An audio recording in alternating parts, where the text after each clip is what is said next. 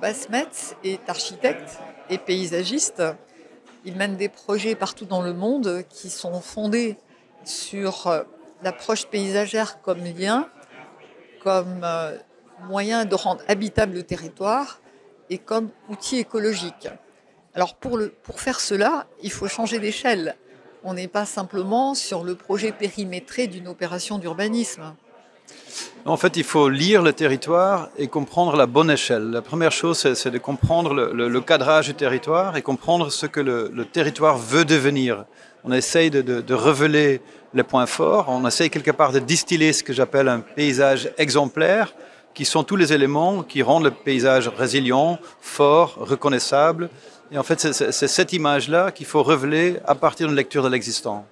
Et alors, le projet, c'est en particulier se fonder sur ce qui existe et s'appuyer sur la gestion de l'eau, qui est une question essentielle aujourd'hui, notamment pour rafraîchir le territoire. Absolument, on a trop vu l'eau comme un risque et on a essayé de le canaliser pour l'enlever, pour éviter les risques d'inondation.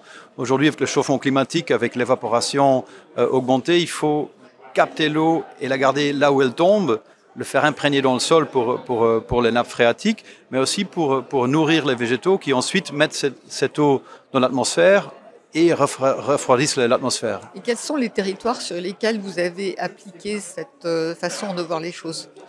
Alors, déjà depuis 10 ans, on a travaillé sur le territoire de Bordeaux, sur celui de Bruxelles, encore celui d'Anvers et celui de Lyon. Et on a trouvé qu'à Bordeaux et à Bruxelles, on était dans une situation un peu similaire d'un territoire assez plat, mais coupé par des affluents. En fait, à Bordeaux comme à Bruxelles, c'est les affluents qui donnent une opportunité de remettre ou de ramener l'eau en centre-ville. Ce qui veut dire qu'il faut changer en fait l'échelle de la commande urbanistique, mais aussi l'échelle de la prise de décision. Oui, il faut se rendre compte qu'aujourd'hui, notre tâche, c'est de rendre ou de garder les villes vivables. Si en 2050, on peut passer à 40 ou même, j'espère pas, mais à 50 degrés, il faut repenser la façon de pouvoir refroidir nos villes.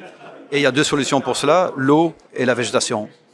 Et donc, le paysage, c'est la réponse à la demande écologique des territoires. Le paysage est un outil pour commencer à transformer le territoire.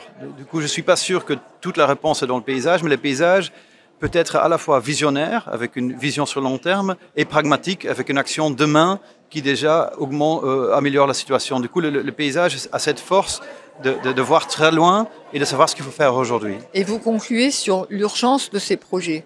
Absolument. Je dirais une urgence nationale, une urgence internationale, parce que si nos villes ne sont plus vivables demain, on a un problème planétaire. Alors il faut être très optimiste et très engagé.